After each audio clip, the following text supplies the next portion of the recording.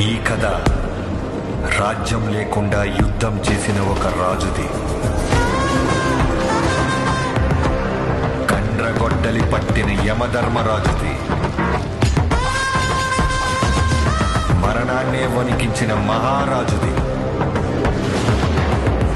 भाई मंदा कृष्ण मालिका जी